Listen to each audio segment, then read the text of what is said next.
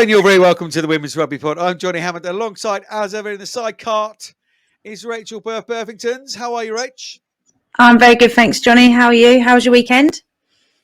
Good, thank you. Very, very solid indeed. In high spirits. How is the knee? Yeah, knee's doing really well. I'm up to like 4 runs a week now, so progressing nicely. But my volume's going up this week, so I'm actually going down to 3 runs, which is nice. Was a nice surprise today to find out that I wasn't running. Oh, good. Oh, nice. Well, yeah, do let me know, and we could probably do 3 or 4 of those runs a week together. Sorry, I'll let you know where tomorrow. Yeah, 4:30. Yep. See you there. Yep, no problem. She'll be there. The bells on. You can do what Sarah Beckett last week. She got on the golf buggy and was driving it alongside me while I was running as a cheerleader. So you could do that. I could do that. And like Commandant Lassard in Police Academy, just going beep, beep, beep. Too young to remember the Police Academy, but anyway. Yeah. No, I do know Police Academy. Do you? Yeah. Oh, bless you. Big show again. Big guest. The summer signing, really. Bryony Cleall from Saracens to Wasps. Going to get her take on life as an insect, but also what's going on in the England camp. And she's also going to review all the Premier 15 games with us as well, because she's played most of them, obviously. Not just for Saracens, but played the couple of the top teams in Wasps colours already. But the headline news this episode, of course, is those World Cup qualifiers in Parma. Huge developments after a stunning 8-7 victory against Ireland, as Spain went down 22 points to 27 to Scotland. And Scotland keeping their World Cup qualification dreams alive after was losing to Italy in quite dramatic fashion last week. But it was a really, really tight affair, a real seesaw of a game. One would score and then the other one would score. But in the end, Scotland have come through. It's a really, really good result for them. That they dug really, really deep, didn't they, at driving more score right at the death. Proved a little too much for Spain in the end. Good bounce back ability from the Scots. Yeah, we definitely saw the better side of Scotland, although I was a little bit worried in the opening couple of minutes when Spain just sliced through the middle, Hannah Smith missing a tackle that she would normally make 9 times out of 10, and I was a bit worried that we were going to see a similar scoreline to the Italy v Scotland game. But yeah, look, they really bounced back. You could see this, they had just a belief in them that they had to try and believe, because if they didn't, well, we don't need to go there, but they definitely did galvanise around each other. I thought Jade Conker was outstanding. The amount of carries that girl did to get her team on the front foot was unreal. And I think just being able to have a few phases, build the phases, be able to absolutely capitalise on getting the ball to like the likes of Meg Gaffney and to Rona Lloyd, who both scored. I think Meg Gaffney was outstanding. Her tackle rate was brilliant, like really critical moments to make the tackle to stop either a line break or even an offload to score. She really stood out for me. She's obviously been involved in sevens a lot, but you haven't really heard or seen her stand out as much as I thought she really did step up at the weekend. But yeah, they just seemed more organised. They seemed, obviously they were desperate because it was the last chance for them, but just their line speed off the line to try and, stop Spain from doing anything that they were doing last weekend. And, I think Spain had plenty of opportunities, and they will look back at that and think we had so many chances to win that game. Loved the fact that there was lots of tries. And there was drama right at the end as well. Spain had an opportunity to win it right at the end, and poor girl comes off her feet and gives her a penalty with the new laws that are in now with the latching. But yeah, really pleased to see a better outfit from Scotland. I think they were under no illusion that they didn't play their best last weekend. And yeah, just that real belief, that huddle that you saw them in at the end, and seeing Rachel Malcolm get her players going, this is what it's about. This is who we are, and this is what we can do. But it means nothing unless they back it up again this week, which is an absolute cracker of a game that's coming up.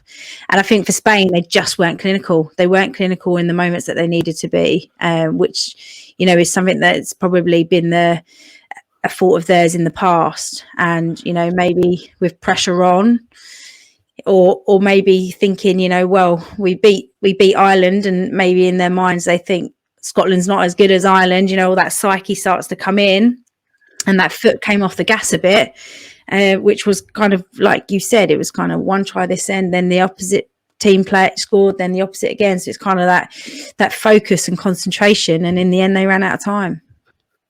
Do you think that's a byproduct of not competing?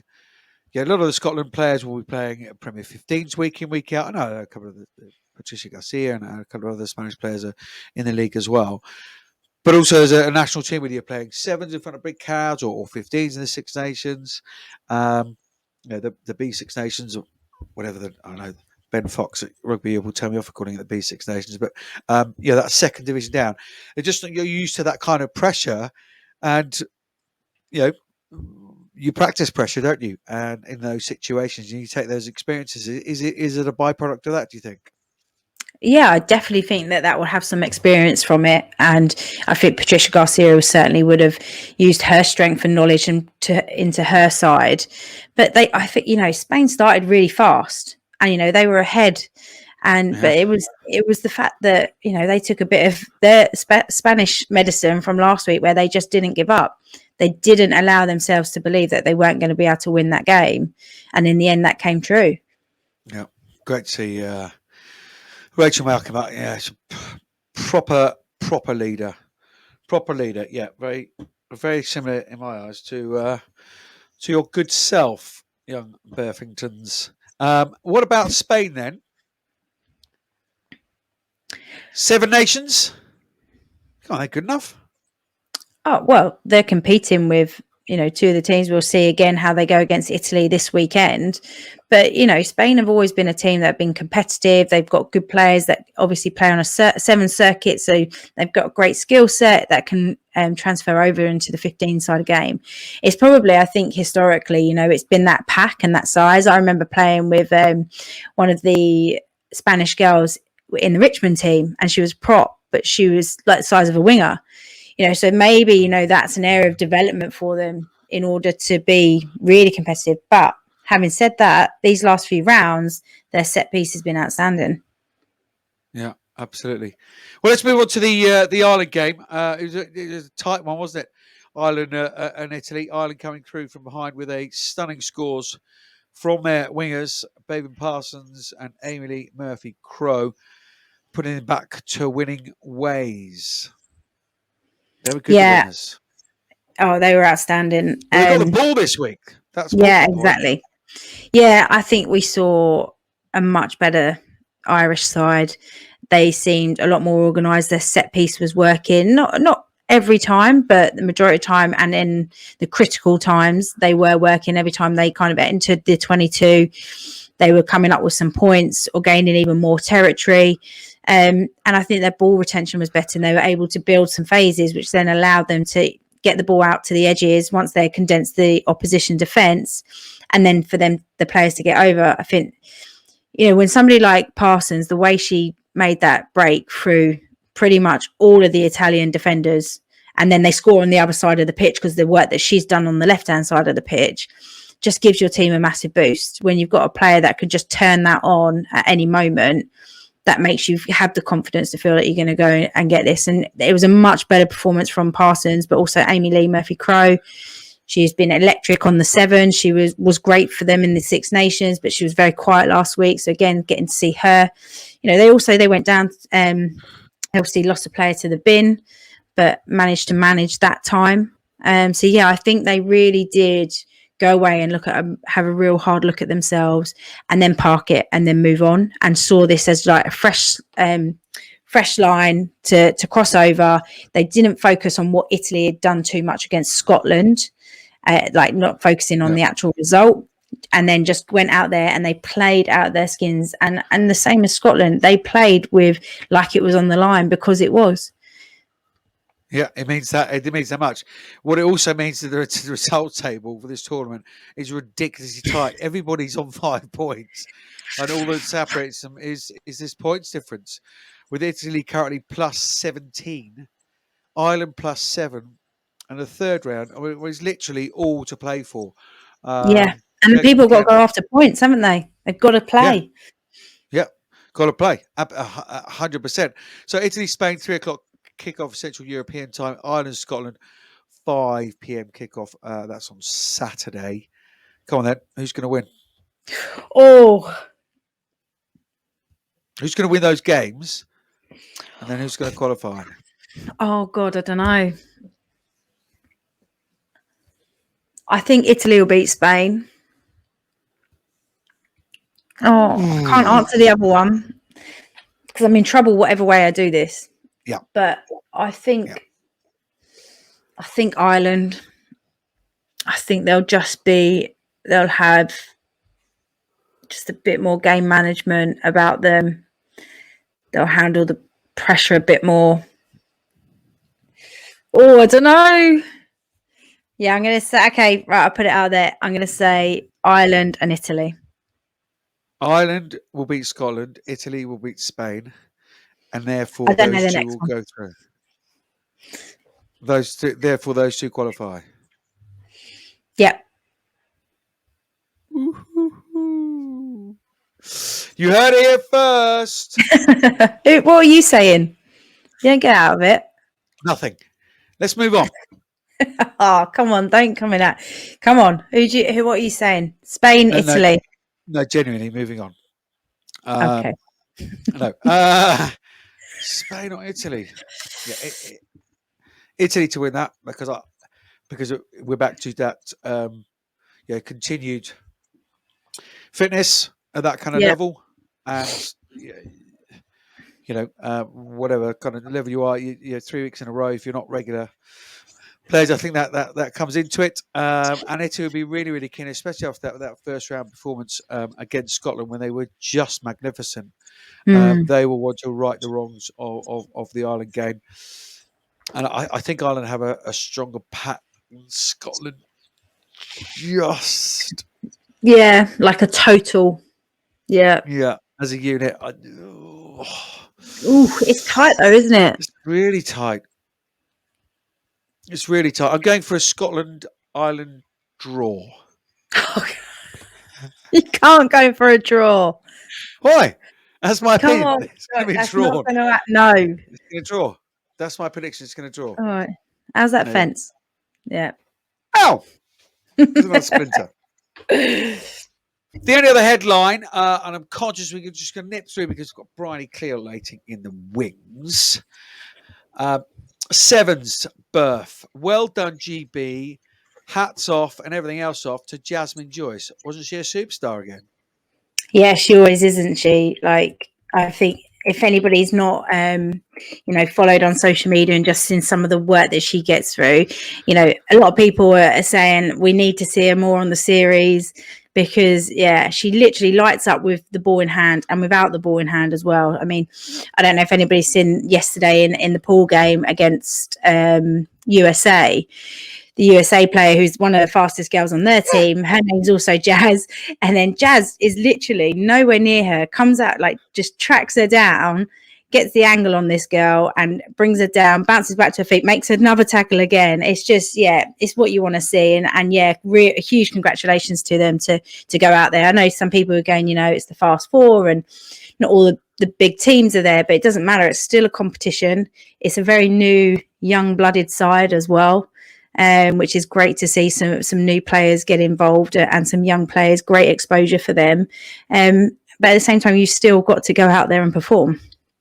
Yeah, indeed you have. It was a proper jazz off, wasn't it? Yeah, the HSBC 7 Series has begun over in Vancouver. The Fast Four Women's Championships saw Mexico, USA, GB, and Canada compete. All teams with new additions to their roster. I believe that's the North American term, isn't it? Perhaps in the log, top of the log, bottom of the log. At the beginning of the new Olympic phase, in the pool stages, GB won all of their games. USA won 2, but obviously lost to GB. Canada won against Mexico. who are both bottom of the table. So the semi-finals saw GB beat Mexico, USA beat Canada, and of course the final, GB won 34-12 with Canada taking third place. Go Team GB. Let's move into domestic action then, young Burf. And I mean, the summer signing, the lady created headlines this summer, the biggest transfer news across the Premier 15s, lady who was out for so long and then came back with a splash, didn't she? Back into the white Red Roses shirt. It's Bryony Cleall joining us on the Women's Rugby Pod. Good evening, Bryony. How are you? I'm very well, thank you. Yourselves? I'm Good, well. thanks. Yeah, been away. Had a little rugby tour this weekend. Actually, took my little rugby team down to Swanage for the weekend. So first rugby tour for them. Amazing. Nice place, Swanage. Right. Love Right, I Swanage. reckon you should let everybody know your first introduction to Six Nations Grand Slam success, what that looked like for you.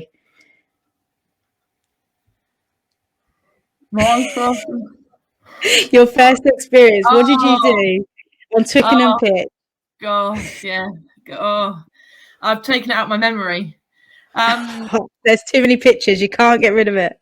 My middle name is John Terry, and it will stay John Terry for the rest of my life after I Don took off the tracksuit bottoms and tracksuit top to reveal my full England kit, and yes, celebrated like I played the Scotland game. Correct. Rachel Burf said correct. You weren't even an NPR, were you? You're just a fan in the crowd. No, I think I got Watergale that day. They'd let me do the honours of being Watergale, and then obviously, I played in the Six Nations, so I won the Grand Slam. However, unfortunately, was just chosen for Watergale in that last game, and yes, did a John Terry, and yeah, no one knew that until now. Really, they'd looked at pictures and just seen the England kit and the trophy. That's straight in the deep end to start a podcast, isn't it? That. Yeah. I mean, I'm not going to apologise for my co-host, but jeez, straight. How are you, Brian? Are you well? I'm going to be the nice cop. Yeah, well, that one cut deep, but I'm all right apart from that. She'll be all right. She's tough enough. She is a tough young lady. So what we thought we'd do is just have a little chinwag with you, see how everything's going at the new club and what have you, and then we were just going to sort of nip through the weekend's results and get your sort of take on things and the little bits you've may have heard, or obviously the other clubs that you've played. But you're obviously now at Twyford Avenue at the Insects, chosen West London over North London. How's it all going? Nice, shiny, spanking new facilities. Well, yeah. So it's totally different. It's like a totally different culture. It's a totally different setup. It's been really exciting, the challenge. And obviously now what's really, really, really nice is the men have kind of taken us under their wing a little, and we are training one day up at Coventry at the new at Henley and Arden at the new Wasps training ground. So it's pretty flush, really, like some nice sauna. I think the Jack Willis sauna's there. We keep naming it Claudia McDonald sauna, and the other bit. So yeah, we've been let loose up there, and that's really, really nice. I think to get that kind of professional, real professional feel up there, and then yeah, it's been a new chapter kind of my rugby career. Brilliant. Can we ask you why you decided to make the move? Yeah, I think I've been at Sarries for 5 years previous, and I think at times you just get stuck, I think, in your ways, and I was very much going through the motions, and I wanted to really challenge myself and push myself, and I think the best way to do that is by a new challenge. I think Wasps, the coaching there looked unbelievable. I mean, the work I've already done with LJ has been huge, and I think that new challenge, that being pushed, new people, new environment is something that I wanted. I think I wanted to kind of fulfill the most I can out of my career, and I think by challenging myself, hopefully I can do that. Were there any players that kind of took you under your wing? Or were they all a bit scared of you? Well, yeah, it's a bit awkward, isn't it? When I went to first go there for the day, I didn't know whether to like introduce myself. Like, what do you do? Hello. So I didn't really know what to do. But no, they're all lovely. I think everyone gets that vibe of Wasps and that culture that they have there. I think is that one of a Poppy would shoot me if when I say this, but once a Wasp, always a Wasp. And she's right on message already, isn't she? Clip it up. Right on message already. But it is true, and I think they all have. They all definitely have, and there's some big strong players in there, and I know the leadership of like Claudia and Harriet really have taken me under their wings. So no, it's been great. When you say the cultures are very different between Saracens and Wasps, can you just drill down into that for us? Explain why. How Saris have some of the best players around, and they win at they're born and bred winners. I think you cut through Marley and Poppy, and they win at all costs players that. And that's drilled into Saris, and that's how they play. And I think that's what they expect of you. That's how training goes. I think you've got to be your best at all times, and they really push that out of you and squeeze every last drop of it out of you, really. Whereas Wasps are more, I guess, about the process and the structures and doing in that sense. And everyone's got their job to do as such. And I don't think they're as cutthroat as it comes down to it in that high end kind of. I think at Saris they don't make mistakes, so if you make a mistake, I think it's a different ball game, whereas at Wasps you're kind of forgiven.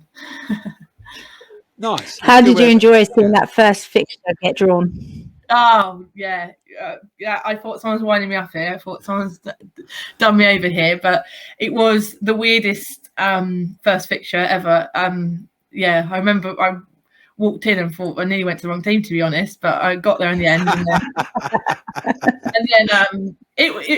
Look, they're until you play them, you don't realise how annoying they are, in the sense that they always blooming win, and that game they blooming won, and fair play. Like, they've honestly got some quality players, and that's it's Saris, isn't it? Saris way, they keep squeezing out a win, even when I think they shouldn't do. But I didn't think they should have won that first game, but they did. How's the banter between you and Poppy on that?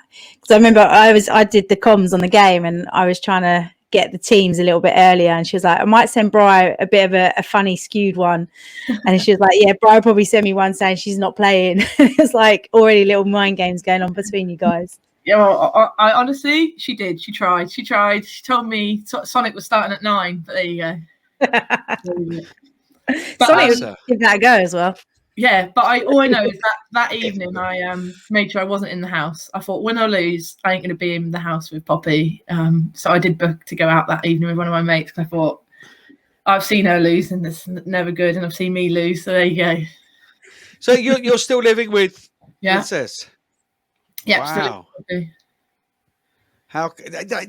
Yeah. So you went out that evening. What was it like on Sunday morning? It's fine. It's fine. Fortunately, a victorious breakfast she cooked you or something, or to rub your nose in it, all the other way around. Yeah, she just kept showing me clips. Did she show you the 5 metre one where they said they didn't go 5 metres off the line out? Oh, she was livid. And then got marked back 10 as well. She showed me that. Paused it. She was right. She was right, to be fair. The ref did get it wrong. I know.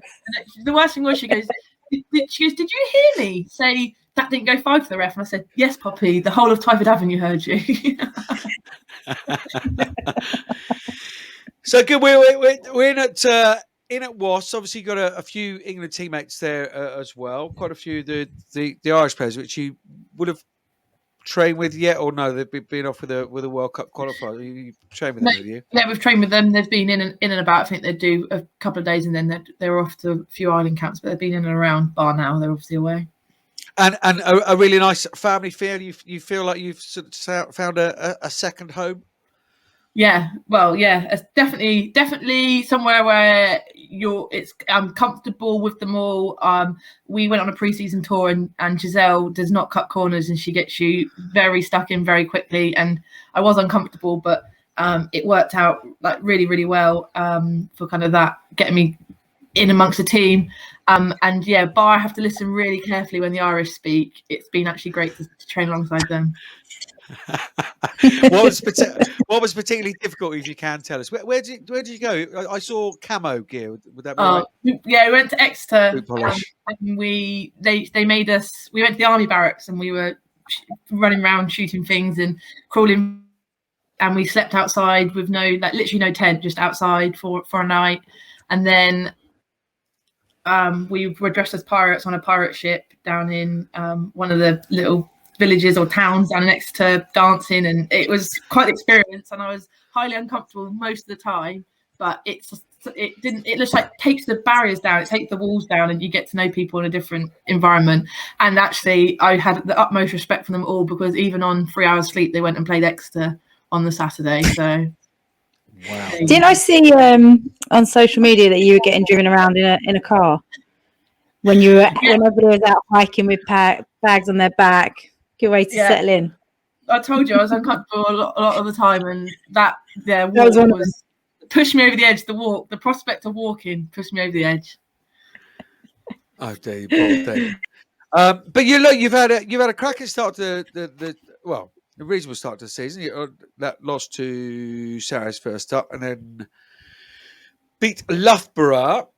And then at the weekend came away with the victory. How happy are you as a squad with the performances on the field so far? And you know what? I don't think happy. I don't think overly happy at all. Obviously, the first 3 fixtures, when we looked at them, especially the first 2, were last year's top 4. So we knew they were going to be tough. And then we obviously have lost a few of our squad to the island, to the Sevens.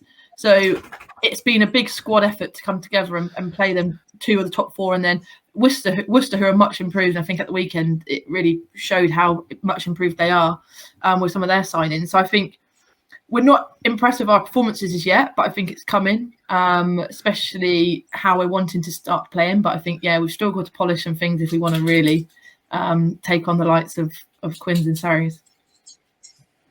Well, let's get into that result of the weekend, 26-22 against Worcester. And they came back pretty strong, didn't they, actually, towards the end. Bit of an onslaught. Hell of a try from Alex Matthews. My word. So where did you think that game was won and lost in, Bryony? Yeah, it was a hell of a try.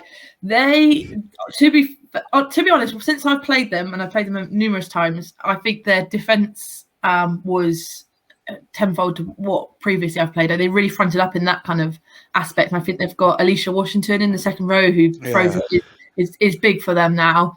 The Japanese, she was playing 12. The girl, I can't remember. Yamamoto.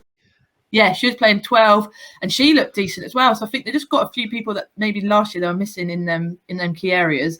But I think just the kind of, we dug in real deep at the end. I think we were losing at halftime. Alex Matthews, that was dirty from her. I think it was her first touch.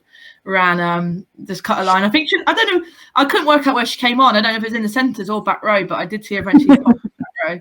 But I think we dug in, and just I think in the last 10 minutes they put us under the pump it was a defensive effort from us that got stuck in. And I think the difference between us and them, I think in the end, was just that line out.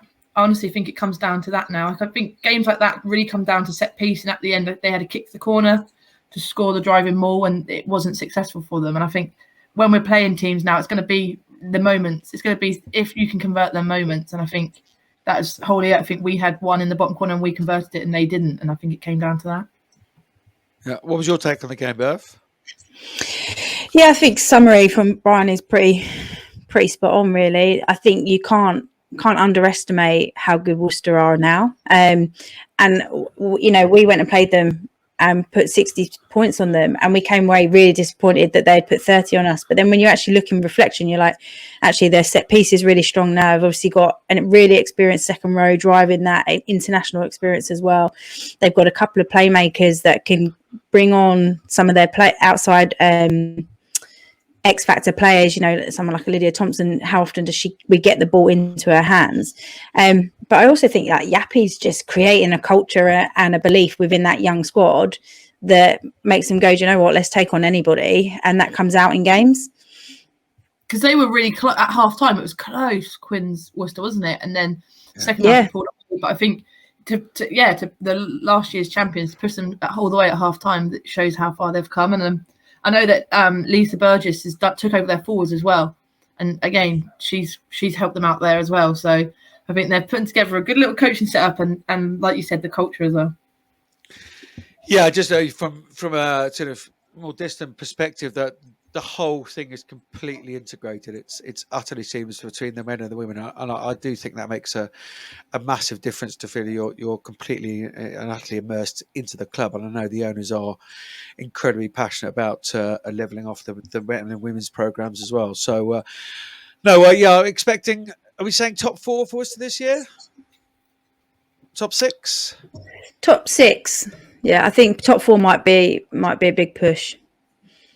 Well, Loughborough went down 28-7 to Saracens, 2 clubs that you've already played, Bryony. Not surprised at that result? No, not surprised. Sarah's winning, not surprised. Okay. I feel for Loughborough this year because I think that obviously the first game beat Quins when they lost Scaz so early on. Just you think you're going through pre-season, you've got Emily Scarrett, and then you lose someone like that so influential early on. It does knock your confidence, and then you line up. What have they played? Quins, Saracens, and Wasps. So 3 of had an even worse start. Yeah. And 3 of the last 4 that beat them last year. So I think it was again, I think a big effort from them to. I think the second half they Saracens only scored 1 try. They scored 1 try in the second half from Donna Rose, but apart from that, they kept them scoreless. So I think that shows the guts that Loughborough had on show. It's hell of an effort. We mentioned it last week, didn't we, Burf? That I'm not sure there's a player more influential in any rugby side that is actually going to have that much effect on being lost by the team. But 28 points is definitely try. So I was going to say, there's also all their Scottish internationals away. Like they had a centre partnership up against Saracens, who were 18 and 19. First time, one of them was first time running out because she's off playing rugby league a lot. And, they've come up, they've had the 3, as Bryony said, a real run against opposition in the first 3 rounds. And, Reece was saying how young his squad is. When Emily went off, I think it brought his average backline down to like 19 years old. So he's thinking, well, actually, this is going to be good learnings for them later down the line. There's the cup as well to play for. And when they get opportunities, they are good. And they did look really threatening. So it does bode well. And I know that's not what you want to be thinking now. But, in a couple of years' time, a bit like a Worcester, that young squad is going to develop really well. Sorry, I forgot how old Scaz was then when they took their average age quite so far down. Let's not talk about their back row. That average age would be very high. Well, that's why he was specific and said back line. Yeah, many happy returns on your 50th Sunday. The other team unbeaten so far, Bristol. Again, possibly no surprise with the signings and new fresh approach with the coaching and what have you. What was it? 20? No, it was 115-0. Of course, I was looking at the Sale Gloucester result. Yeah, 115-0, and that's 3 in a row now for their maximum 15 points. They're playing some good stuff, right? Go on, Bryony. Oh, I didn't know who that was for, but I think with Bristol, I think they've made some good signings, but I think we forgot that last year their squad was already really in a good place, but they had injuries. I think the last time Amber Reid and Sarah Byrne had been on a pitch together or with any other girls was ages. So for them to all be fit and firing already this year, I think, they again, I reckon have had an easy little run here, but I think their performances have been good, and I think Dave Ward, I think the girls speak really, really highly of him. No surprise at all, but I think with Abby Ward's cool, calm, collected, and experienced, and to add her into your pack, and then already have the likes of Amber Reid and Sarah Byrne. I think they've definitely got a squad that can push all others in the league. Yeah, absolutely. Phoebe Murray take a hat trick, and Courtney Knight just the 5 tries for the Welsh winger. I think Phoebe Murray's been playing outstanding.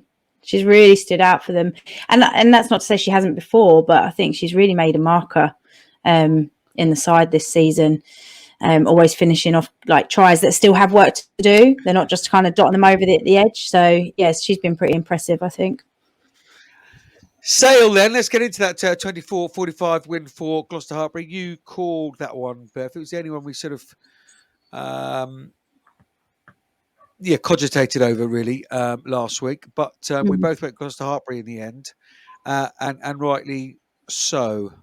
Good win for them up on the road with up against your old mate Katie Daly-McLean, MBE. Yeah, like it was really close at half time, wasn't it? And I think that's like a story of Sale, and it was of last season. They kind of start really well, and then maybe some of their young, inexperienced players come on or don't have as much depth yet, and then the kind of floodgates come running open. We mentioned about Gloucester Hartpury have been performing really well. I mean, they push Bristol. Was it Bristol? They pushed Bristol really closely. Yes. And their opening game against DMP where they performed really well. So I think they're on to building something really special. They've got a few new signings coming in as well soon. One was announced earlier today as well. So they're growing in strength and depth. And, I think for Katie's side, they just need more time together. They've got some really good players, really good talent. They've pulled a couple of players over from Rugby League, and it's just about time for them, and probably not having too high of expectation. But I think, if we spoke to Katie today, she'd be really pleased that actually they bounced back from the massive defeat that they had against Exeter the week before. And they're competitive. When you played them, Bryony, they're unlike a DMP who clearly need some help, which I don't think that they will get. But Sale are properly competitive, as you say. Certainly, the first 40-50 minutes. Yeah, I think I don't think they're not the same as DMP at all. They're a team, that have again made some great signings over the summer months. I think the USA, the American contingent they got over, I think it's going to help. And I think early on in the first few weeks, when you've got players coming in who are from America or from elsewhere, they do take a few weeks to settle in and kind of find their feet in the league, because I think this league is probably above any the standard that they've played back at home domestically. So I think it is a bit of a shock to them, and also just maybe how Sale play. So once they start firing for them, I think they do have quite a nice big pack up there, and then they've got Katie Daly-McLean, who's not a bad 10 to have either. So I think that they are definitely a squad that will outperform what they did last year, and are definitely no one's going to look at Sale and go, that's happy days, if 5 points come back with us. That's a tough game too. Yeah, just apologies, Katie, that Bryony didn't mention the MBE. We don't want you to sue us, so I'm just going to apologise on Bryony's behalf there, because I know how antsy you do get about it.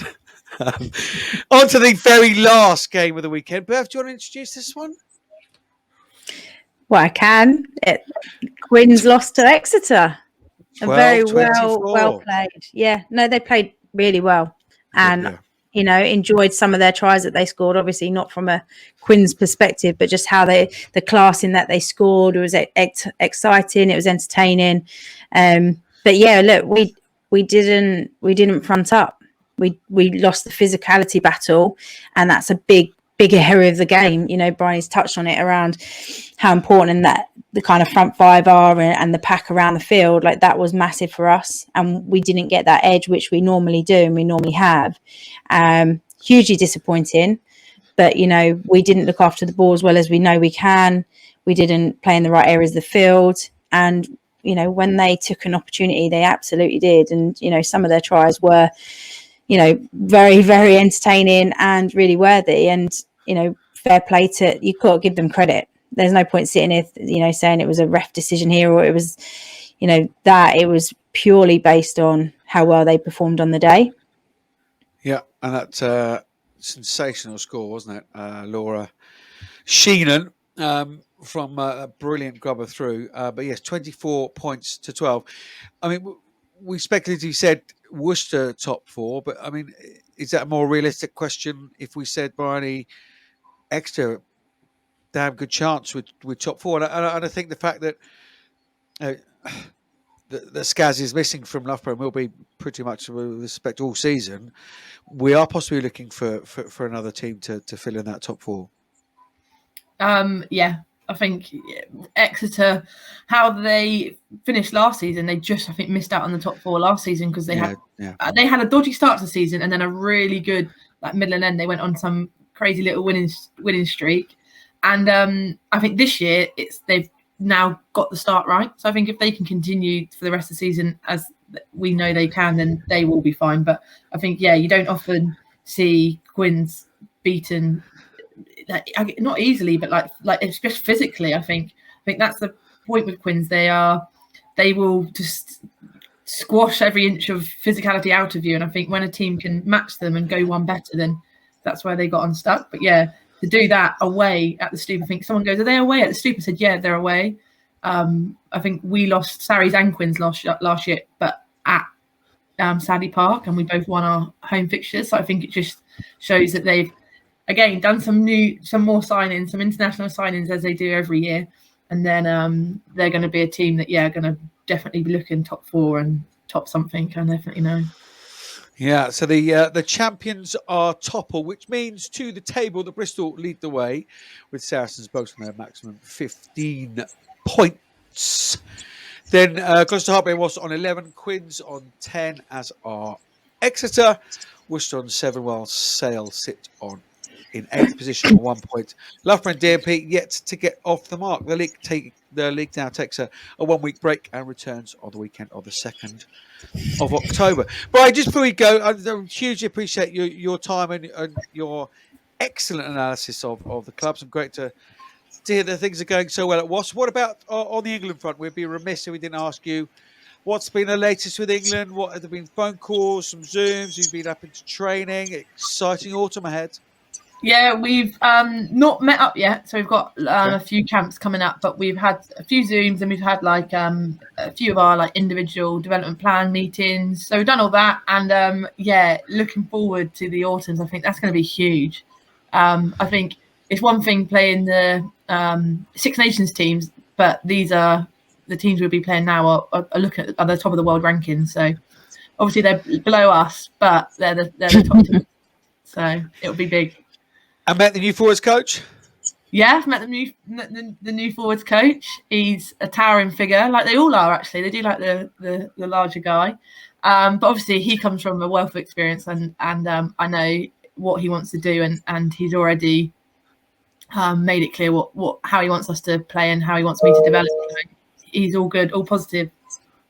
Great to see it, and great to hear. And I look forward to seeing you donning the white. So pleased it's going well for you at Wasps. And as I say, thank you so much for joining us tonight. It's been a real pleasure. Perfect. Thanks, guys. Thanks, see you, bro. Take care. Later. So there we are, Bryony Cleall. I'm pleased. God, you went straight in at her, didn't you? I got to give her some payback. She busted my knee. Oh yeah. Oh gosh, I'd forgotten. Jeez. Oh well, I now feel slightly guilty that we've got her on the pod. Was it like bad memories? It's a rugby incident, right? Yeah, no bad memories. No, I'm good. I don't know which is worse, being compared to John Terry or getting your knee smashed in half. It's a tight call. I'll take John Terry. Oh, really close.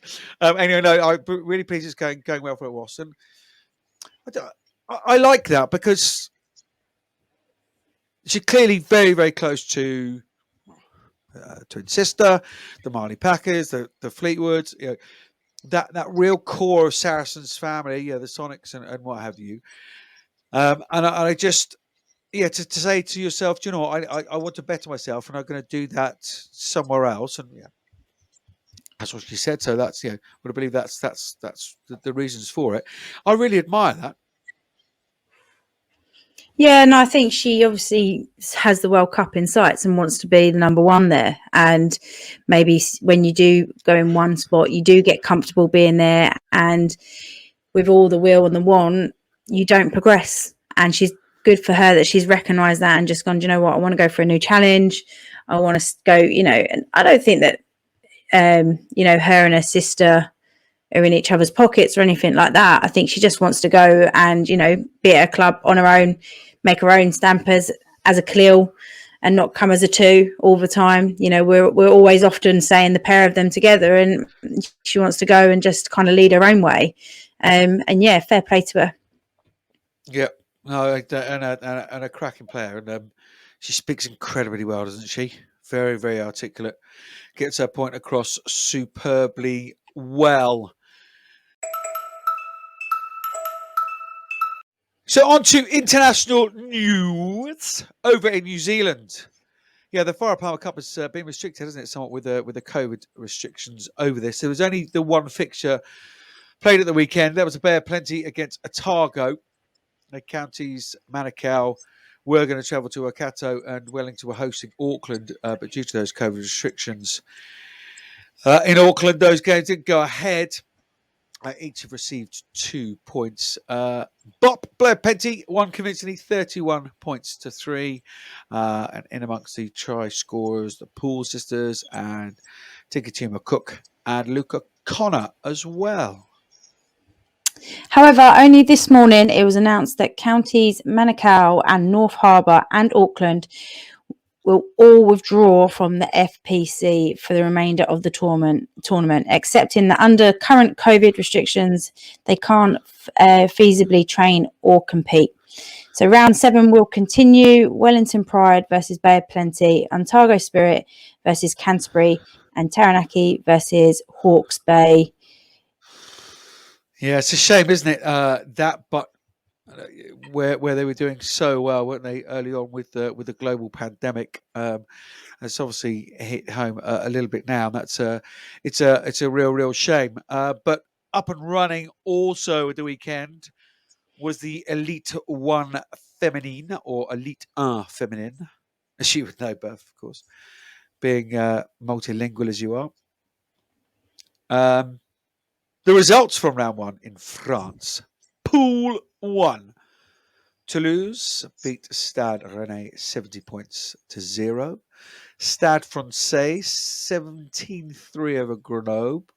Bogny went down to the champions, ASM Rogmanat, 15 points to 7. And in Pool 2, Chili Marazat lost 14 points to 55 against Blagnac. Montpellier 35, Béarnais 3, Lille 10, Lyon 5. Lens and Stade Bordelais had bye weekends.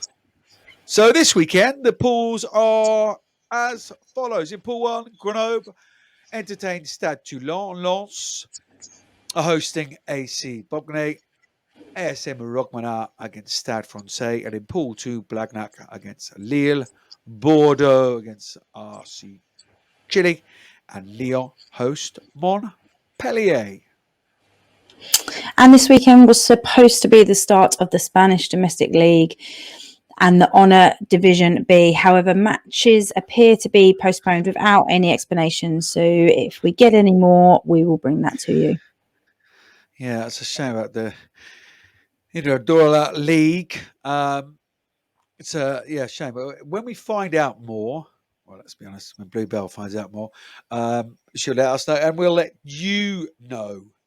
And you mentioned it earlier on, Burf, but we must give a huge shout out to Sarah Baratin, the Italian scrum half. She's only one of 6 players in women's rugby to reach the 100 cap mark. Outstanding achievement, isn't it? Oh, it's unbelievable. Like the longevity and the legacy that she's been putting into that number 9 shirt. They don't play the same amount of fixtures as what the other girls in the 100 club have probably played in a much shorter amount of time. So yeah, absolute kudos to her to continue to play to that level as well. You know, she's always a standout player for her team, and she plays like it's her first cap. You know, she's got so much hunger and passion for the game and leads from the front, and she's a wonderful individual as well. So yeah, massive congratulations to her. It's an incredible achievement, and yeah, another female to the Centurions crew. Yeah, I should first play outside the UK, of course. I was going to list the 5 that have got it: Donna Kennedy, Rocky Clark, Tamara Taylor, Amy Garnett, Sarah Hunter, Sunta, Kate McLean, Lou Ricard. There's a few more. There's a few more. Only 6 players who've written there. That's wrong. There's more than 6, isn't there? We've just named more. Simple as that. Irrelevant. She's got 100 caps for her country. An outstanding effort. Yeah. A huge WRP. Doff of the cap to you, Sarah. Brilliant achievement.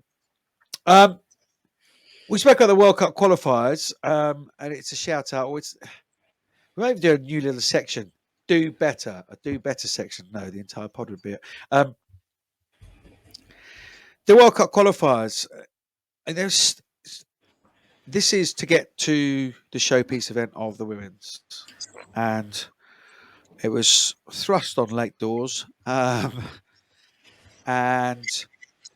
there's no half time and there's no analysis, and all that emotion, you could see it on the players in both games, from the Scotland players and the Ireland players, to come back to keep their hopes alive of getting to a World Cup, and end of commentary, boom, bang. Away it goes, and sorry, do better. Send some commentators out there. If it was men's World Cup qualifiers, I suspect it would be a slightly different story. So, come on, guys. There are people out there with the passion and knowledge to do it. It's and now next weekend, boy oh boy, isn't everyone going to be watching? Absolutely, because next weekend, in that final round of those sort of round robin games, will be Italy taking on Spain and Ireland taking on Scotland, both on the 25th of September. So there we are. And just another mention to Mogul Dram as well. As I mentioned, went on a little rugby tour at the weekend. I had a couple of their little drinks, little whiskies and sodas, flavoured sodas. Very nice they were around the fire pit, Burf. Get a chance, get yourself a little can of one of those. Next week, we'll have to reflect on those World Cup qualifiers, won't we?